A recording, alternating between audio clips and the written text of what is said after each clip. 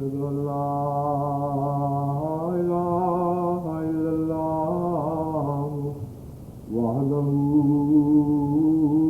لا شريك له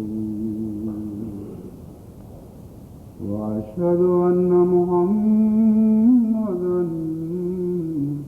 عبده ورسوله أما بعد فأعوذ بالله من الشيطان الرجيم بسم الله الرحمن الرحيم الحمد لله رب العالمين الرحمن الرحيم مالك يوم الدين إياك نعبد وإياك نستعين اهدنا الصراط المستقيم صراط الذين أنعمت عليهم غير المغضوب عليهم ولا الضالين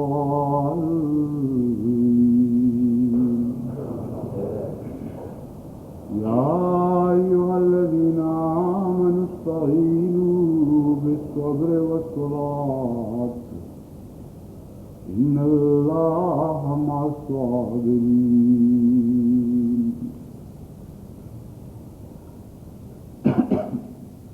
سورہ بقرہ کی یہ آیت جو میں نے تلاوت کی ہے صبر کے مضمون پر ایک حرف آخر کا مقام رکھتی ہے. صبر کے جتنے پہلو ہیں اس کی حقیقت، اس کا طریق، اس کا بہترین مصرف، اس کے مقاصد اور کیا کچھ صبر تمہیں عطا کر سکتا ہے، یہ ساری باتیں اس مختصر سی آیت میں بیان ہو گئی ہیں. جہاں تک صبر کا عام مفہوم ہے، یعنی غیر مذہبی عام دنیاوی تصور، اس میں بے چارگی کے معنی نمایاں طور پر پائے جاتے ہیں اور بے اختیاری کے معنی نمایاں طور پر پائے جاتے ہیں. ایسا غم اور ایسی مصیبت جو کسی کو مغلوب کر لیں اور جن کے مقابلے کی کوئی انسان طاقت نہ پاتا ہو اور کوئی چارہ نہ پائے کہ کس طرح اس کے ان مصائب کے چنگل سے نکل سکے، اس وقت جو کیفیت ہوتی ہے اسے دنیاوی مفہوم میں صبر کہتے ہیں. اور ایسے صبر کا نتیجہ عموماً ایک اندرونی آگ ہوتا ہے جو رفتہ رفتہ انسان کو جلاتی رہتی ہے اور اس کے نقصانات تو ہیں، اس کے فوائد کا کوئی اس کے فوائد پہنچنے کا کوئی امکان نظر نہیں آتا. ایسا صبر جو بے اختیاری کا صبر ہو وہ بعض دفعہ مصیبتوں میں اضافہ کر دیتا ہے اور مصیبتوں کی یاد اس کے ساتھ پیوستہ ہو جاتی ہے، اور بجائے اس کے کہ ایک دکھ آئے اور گزر جائے، ایسے صبر کے نتیجے میں وہ دکھ ایک مستقل زندگی کا حصہ بن جاتا ہے، ایک روگ بن جاتا ہے. بس قرآن کریم نے صبر کا جو مفہوم بیان فرمایا وہ اس عام مفہوم سے بالکل الگ کر کے بیان فرمایا اور صبر کے مضمون کو انتہائی بلند مقام تک پہنچا دیا. جیسا کہ میں نے بیان کیا ہے، یہ جو عام دنیاوی مفہوم ہے اس میں صبر اور عمل کا کوئی جوڑ نہیں ہے.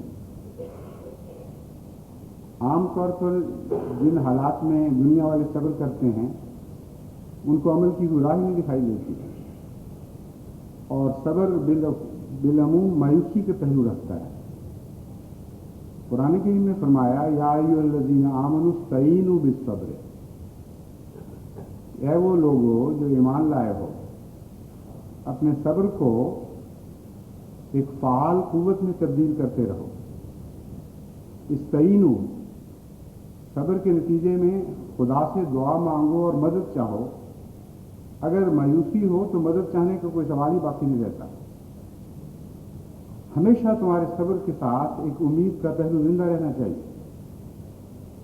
اور صبر کے نتیجے میں خدا کی طرف مدد کا ہاتھ بڑھاتے رہو، اس کامل یقین کے ساتھ کہ کسی نہ کسی وقت اللہ تعالیٰ کی مدد آ کر تمہاری مشکلات کو دور فرما دے گی. اللہ سے استعانت کے مضمون نے مایوسی کو ہمیشہ کے لیے ختم کر دیا، اور انتہائی ناممکن حالات میں بھی امید کی ایک لو روشن کر دی. امید کی ایک کرن مومن کو دکھا دی کہ ایک نجات کا رستہ واقعی ہے، وہ اللہ تعالیٰ سے مدد مانگنے کا رستہ ہے. بس مصیبت رہتا ہے، اور خدا تعالیٰ سے مدد مانگنے کے مضمون نے اس امید کو ایک زندہ فعال قوت میں تبدیل کر دیا. دوسرا معنی استعینوا بالصبر کا یہ بھی ہے، اور اسی مضمون کو آگے بڑھانے والا معنی ہے کہ جب خدا سے مدد مانگا کرو تو صبر کے ساتھ مدد مانگا کرو. چند دن مدد مانگ کے چھوڑ نہیں دینا، دعا میں جلدی نہیں کرنی، جلدی نتیجے نکلنے کی تمنا رکھتے ہوئے دعائیں نہیں کرنی، بلکہ دعا میں بھی صبر کے مضمون کو داخل کر دو. استعینوا بالصبر، اس طرح خدا سے مدد مانگو کہ ہمیشہ مانگتے ہی چلے جاؤ، اور مدد مانگتے ہوئے کبھی بھی نہ تھکو، اور اسے اس مدد مانگنے کے طریق کو مستقل پکڑ کے بیٹھ رہو. صبر کا معنی اس پہلو سے وفا کے ساتھ کسی چیز پر قائم ہو جانا ہے. تو استعینوا بالصبر کا مطلب ہے کہ کامل وفا کے ساتھ دعا پر لگے رہو، اور کسی حالت میں بھی دعا نہیں چھوڑنی. کسی حالت میں بھی یہ خیال نہیں کرنا کہ ہماری دعا چونکہ قبول نہیں ہوئی اس لیے یہ دعا کرنی اب دعا کرنا بس ہے. چنانچہ انبیاء کی جو دعائیں قرآن کریم میں ملتی ہیں ان میں یہ مضمون بھی بیان ہوا ہے کہ صبر کے ساتھ بعض دعائیں کرنے والے نبی ایسے تھے جنہوں نے آخر خدا کو پکار کے یہ کہا کہ ہماری دعاؤں میں اتنا صبر ہے کہ ہمارے بال سفید ہو گئے، ہماری ہڈیاں گل گئیں، اور بظاہر ناممکن ہے کہ اس حالت میں اولاد عطا ہو، لیکن اے خدا دیکھ میری دعا کا صبر کہ آج بھی اس یقین کے ساتھ دعا کر رہا ہوں کہ کبھی میں تیری خود سے دعائیں مانگتے ہوئے بدبخت بے بخت ثابت نہیں ہوا، بد نصیب ثابت نہیں ہوا. تو اس مضمون کو، صبر کے مضمون کو اس نے اور بھی کئی چاند لگا دیے. محاورہ تو 4 چاند لگانے کا ہے، مگر میں نے عمدن کئی چاند کہا ہے. حیرت انگیز طور پر یہ مضمون لامحدود ہو جاتا ہے. صبر کرو استعانت کے ساتھ، خدا سے دعا مانگتے ہوئے، یعنی ہمیشہ اس یقین پر قائم رہو کہ تمہاری مصیبت تمہیں مغلوب نہیں کر سکے گی. دوسرے، دعا میں صبر کرو اور دعا کا دامن کبھی نہ چھوڑو. یہ 2 باتیں جب ایک دوسرے کے ساتھ پیوستہ ہوتی ہیں، ایک دوسرے کو طاقت دیتی ہیں، تو صبر کا مضمون جو ہے وہ عظیم الشان بن جاتا ہے اور لامحدود ہو جاتا ہے. اس کے ساتھ ہی فرمایا والصلاۃ،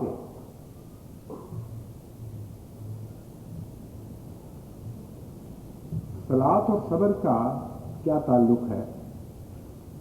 اس کے کئی تعلق ہیں، اور صلاۃ کے معنی بھی مختلف ہیں، اور ان مختلف معنی کے ساتھ صبر اور صلاۃ کا تعلق نئے نئے روپ دھارتا رہتا ہے، نئی شکلوں میں سامنے آتا ہے. صلاۃ کا ایک معنی کوشش اور جد و جہد اور ورزش بھی ہے.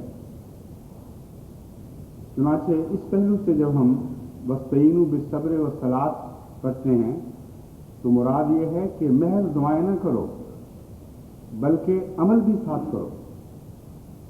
محض دعا پر اس طرح انحصار نہیں کرنا صبر میں کہ اے خدا ہم تو اب کچھ بھی نہیں کر سکتے، سب کچھ تجھ پہ چھوڑ کر بیٹھ رہے ہیں.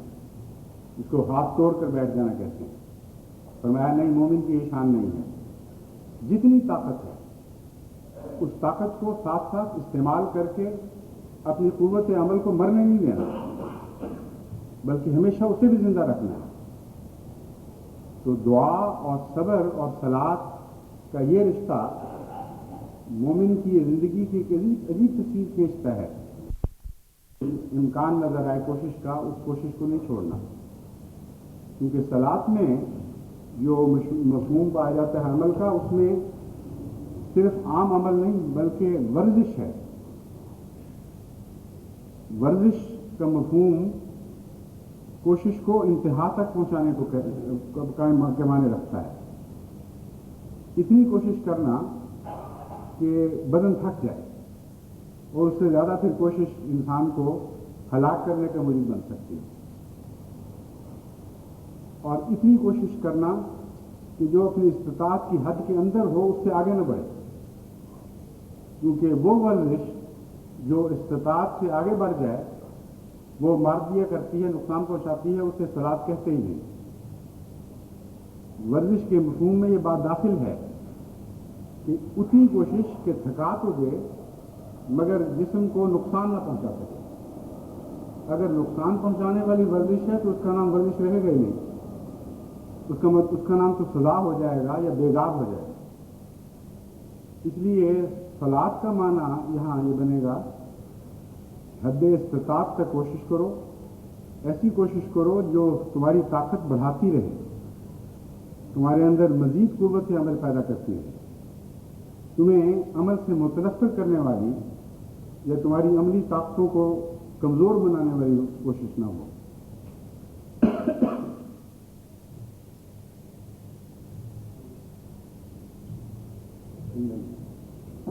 صبر کے مفہوم میں غم کا پہلو بھی ہے، اور جیسا کہ میں نے بیان کیا ہے ایک اندرونی آگ میں جلنا بھی اس کے مفہوم میں داخل ہے، اور اکثر دنیا والے اس سے خوب واقف ہیں.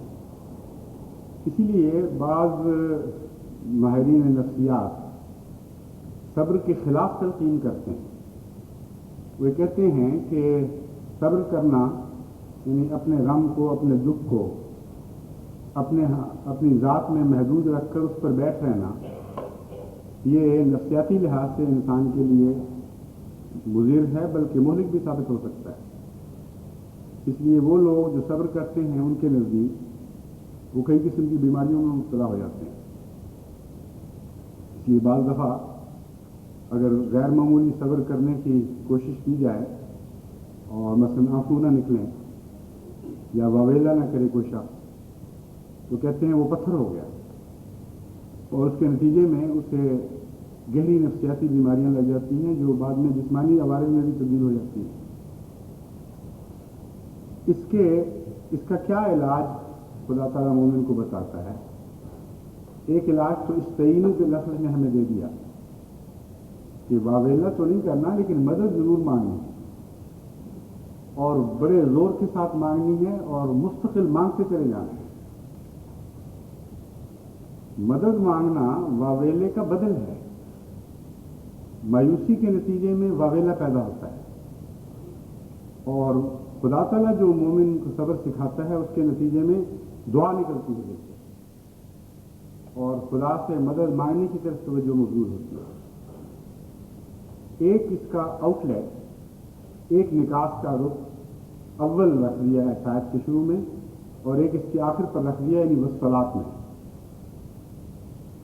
فرمایا واستعینوا بالصبر والصلاۃ. صلاۃ کا معنی بھی جلنا ہے، اور مثلا مفردات میں امام راغب لکھتے ہیں کہ بعض اہل علم کے نزدیک وہ نماز جسے ہم صلاۃ کہتے ہیں یعنی عبادت، اس کا اصل صلاح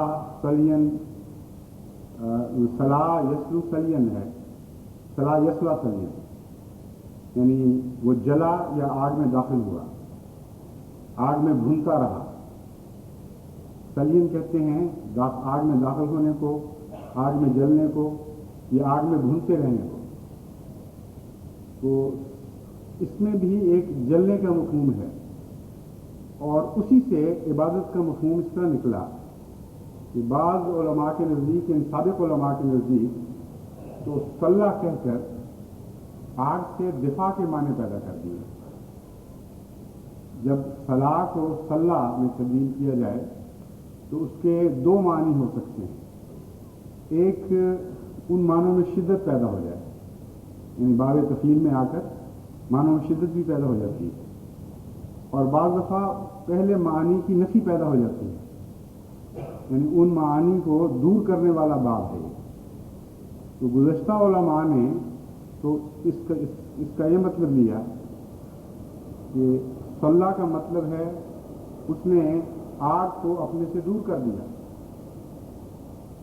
یعنی نماز پڑھ کے عبادت کر کے جہنم کی آگ سے بچ گیا، یا دنیا میں جو بھی جلنے کے مواقع ہیں ان سے اس نے نجات پائی۔ حضرت مسیح موعود علیہ السلام نے ایک اور مفہوم لیا ہے جو بہت ہی زیادہ شاندار، بہت زیادہ پاکیزہ اور حکیم ہے۔ آپ فرماتے ہیں اللہ کی محبت کی آگ میں جلنا ہے اور شدت کے ساتھ جلنا ہے، یعنی جلنے کی نفی نہیں ہے بلکہ جلنے کے مضمون میں شدت پیدا ہوئی ہے، اور فرمایا جس کے دل میں خدا کی محبت کی آگ بھڑک اٹھتی ہے ہر دوسری آگ اس پر حرام کر دی جاتی ہے۔ محبت الہی کی آگ غالب آ جاتی ہے ہر دوسری آگ پر، اور اس میں جلنے کے بعد دوسری آگ بے معنی بھی دکھائی دینے لگتی، اس کی حقیقت کی کوئی باقی نہیں رہتی۔ تو صبر کے مفہوم، صبر کے ساتھ یہاں اس آیت میں جب بعد میں صلاۃ کا ذکر فرمایا تو بتایا کہ ہم جانتے ہیں کہ نفسیاتی لحاظ سے تم جلو گے، تمہیں لازماً جلنا ہے، دکھ میں مبتلا ہو۔ ہم یہ نہیں کہتے کہ اس پر ڈھکنا بند کر کے بیٹھ رہو اوپر، بلکہ یہ کہتے ہیں اس آگ کو محبت الہی کی آگ میں تبدیل کر دو۔ استعینوا، جس سے مدد مانگو گے، اگر محبت کے ساتھ اس سے مدد مانگو گے تو اس میں اور بھی زیادہ قوت پیدا ہو جائے گی۔ استعینوا بالصبر والصلاۃ ایک طرف واویلے کی بجائے دعا کا مضمون سکھا کر شدت کے ساتھ پکار کے اپنے دل کے بوجھ کو ہلکا کرنے کے سامان پیدا کروا دیے، دوسری طرف اس آگ کی نوعیت تبدیل کرنے کا گن سکھا دیا، اپنی جلن کو اللہ کی محبت کی آگ میں تبدیل کرتے رہو، اور اس کے نتیجے میں تمہاری استعانت میں بھی مزید قوت پیدا ہو جائے گی، اور تمہاری جلن میں لطف پیدا ہو جائے گا، بجائے اس کے کہ تم بیماریوں میں مبتلا ہو تم تو شفا گھر بن جاؤ گے، تمہارا سینہ دوسروں کے لیے شفا پیدا کرنے کا موجب بن جائے گا۔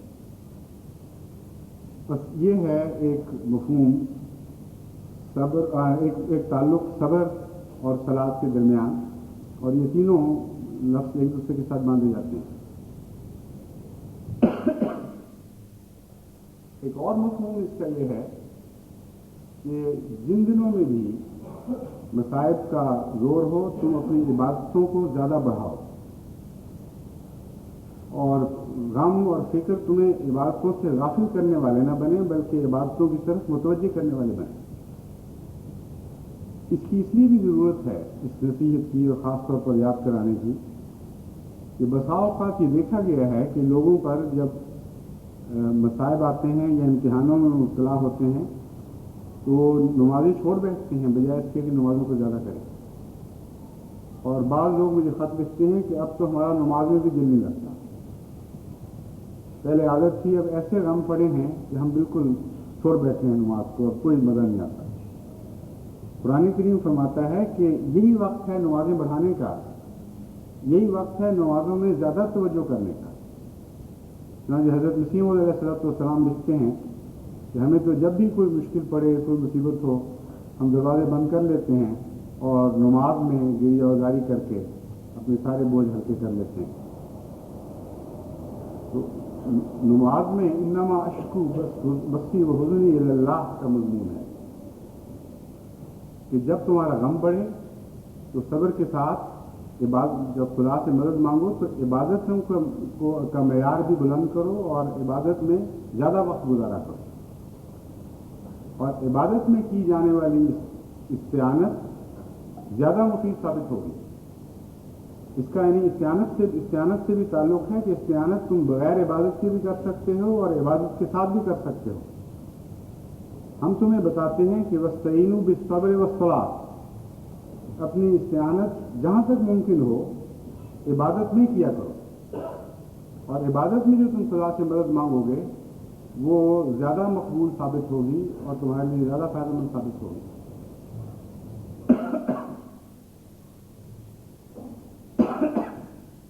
صبر میں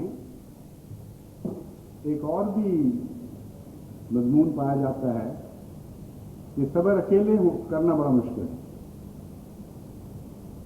اسی لیے دنیا میں جتنے شعراء ہیں وہ غم گسار کی طلب کرتے ہیں، اور یہ خیال کر لینا کہ اکیلا انسان صبر کرتا رہے یہ ایک محض فرضی بات ہے. حقیقت یہ ہے کہ صبر ہوتا نہیں اگر انسان تنہا ہو اور اکیلا ہو. ضرور چاہتا ہے کسی کو جتنا زیادہ دکھ میں مبتلا ہو اور صبر کے ساتھ کسی دکھ پر قائم رہنا چاہے، اتنا زیادہ وہ محتاج ہو جاتا ہے ذریعے کا، کسی مونس، کسی غمخوار کا. تو خدا تعالیٰ نے اس پہلو کو بھی نظر انداز نہیں فرمایا.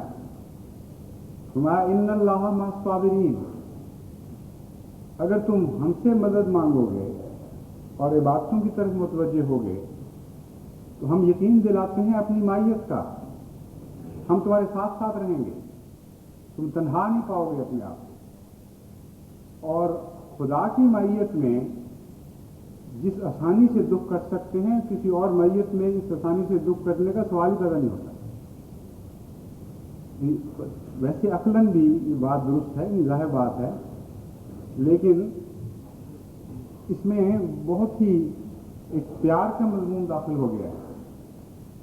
ان اللہ مع الصابرین کا ایک اور مطلب ہے، عموماً اس مطلب کی طرف توجہ جاتی ہے، اور وہ یہ ہے کہ اللہ مومنوں صبر کرنے والوں کی مدد کرتا ہے. صبر کرنے والے آخر کامیاب ہوں گے. یہ درست ہے کہ یہ مضمون لازماً اس آیت میں شامل ہے اور بظاہر اسی کی طرف توجہ دلائی گئی، لیکن میرے نزدیک اس میں پیار کا مضمون داخل ہے. اللہ تعالیٰ فرماتا ہے کہ میں تمہارے ساتھ ہوں، تمہیں کیا غم ہے، اکیلے تو وقت نہیں کاٹو گے. اکیلے کاٹنے کے لیے کہا جائے تو پھر تمہارے لیے بہت مشکل ہے، لیکن ہم تمہیں بتاتے ہیں کہ ہم ایسی حالت میں تمہارے ساتھ رہا کریں گے، تمہیں کوئی تکلیف نہیں ہوگی. یہ مضمون اس مضمون سے بلند ہے جو فرشتوں کی مائیت کا مضمون ایک اور آیت میں بیان ہوا ہے. اس میں تو اللہ تعالیٰ فرماتا ہے کہ ہم فرشتے اترتے ہیں ایسے لوگوں پر اور وہ یہ کہتے ہیں کہ ہم تمہارے ساتھ ہیں پھر دنیا والآخرہ، دنیا میں بھی اور آخرت میں بھی. لیکن اس کا تعلق استقامت سے رکھا گیا ہے. یہاں صبر کے ساتھ خدا کی مائیت کا وعدہ ہے، اور ہمیشہ جہاں جہاں بھی قرآن کریم میں صبر کا مضمون آیا ہے وہاں خدا کی مائیت کے معنی بھی اگر ہر جگہ نہیں تو بعض جگہ نمایاں طور پر بیان ہوئے ہیں، بعض جگہ اس معنی کا مضمون داخل ہے وہاں. اور اللہ تعالیٰ کا ساتھ اور صبر یہ دونوں ایک دوسرے کے ساتھ پیوستہ مضامین ہیں. اس سے میں سمجھتا ہوں کہ صبر کا پھل زیادہ بلند ہے محض استقامت کے پھل سے. استقامت میں یہ بات داخل ہے کہ آدمی بے وفائی نہ کرے اور اپنے مقصد کو چھوڑے نہیں، لیکن صبر کے مضمون میں کچھ اور باتیں ایسی داخل ہو گئی ہیں جس کے نتیجے میں اللہ تعالیٰ نے اس کا پھل خود اپنے آپ کو قرار دیا، اور وہی پیار کا مضمون میرے نزدیک اس میں داخل ہے. اپنی آگ کو محبت الہی کی آگ میں تبدیل کرنا، اللہ کے پیار کی آگ کا بڑی قوت کے ساتھ بھڑک اٹھنا دل میں غموں کے بعد، اس کے نتیجے میں لازماً خدا کا اپنا آنا ضروری ہو جاتا ہے. اگر غم محض مدد مانگنے کی ایک قوت بن جائیں تو اس کے نتیجے میں فرشتوں کا آنا کافی ہے. مدد کے لیے آئے ہیں، ہم تمہاری مدد کریں گے، فکر نہ کرو، تمہارے غم بھی دور ہو جائیں گے، تمہیں خوشخبریاں بھی دیتے ہیں. لیکن اگر غموں کی آگ خالصتاً اللہ کی پیار کی آگ میں بھڑک اٹھے تو اس اس کا جواب یہ ہے ہی نہیں کہ ہم تمہاری مدد کریں گے یہاں بھی اور وہاں بھی، تم فکر نہ کرو. اس کا جواب یہ ہے کہ جس کی محبت میں تم اب جل رہے ہو وہ آگے ہے تمہارے پاس اور تمہارے ساتھ رہے گا. اس لیے میں نے کہا تھا کہ صبر کے مضمون میں یہ آیت حرف آخر ہے. آخری اور سب سے بلند تر مقصد بھی بیان ہوا اور سب سے بہترین پھل جو صبر کے نتیجے میں انسان کو مل سکتا ہے اس کا بھی ذکر فرما دیا. بس اس دور میں جس میں سے ہم گزر رہے ہیں ہمارے لیے یہ آیت ایک کافی آیت ثابت ہونی چاہیے. ہر وہ بات جو اس دور سے تعلق رکھنے والی ہمیں سکھانے کے لائق ہے قرآن کریم کی یہ آیت ہمیں وہ سکھا رہی ہے. اس لیے یہ وقت تو گزر جائے گا، لیکن اگر اس وقت کے گزرنے کے بعد کے باوجود ہم نے اس آیت سے فائدہ نہ اٹھایا ہو تو بڑی بدقسمتی ہوگی. وقت گزرے گا اور فتح کے ساتھ گزرے گا، اس میں کوئی بھی شک نہیں. خدا کے وعدے لازمی پورے ہوں گے، مگر اس آیت میں جو وعدہ ہے وہ اور ہے. وہ یہ ہے کہ میں تمہارا بن جاؤں گا. اس وعدے کی تمنا کریں، اس مقصد کے حصول کی طرف متوجہ ہو کر یہ وقت گزارنے کی کوشش کریں کہ اس ابتلا میں سے جب ہم گزریں تو سب باتوں کا ماحصل آخری یہ ہو کہ خدا ہمارا ہو چکا اور ہمارے ساتھ رہنے والا بن جائے. اللہ تعالیٰ نے اس کی توفیق عطا فرمائے.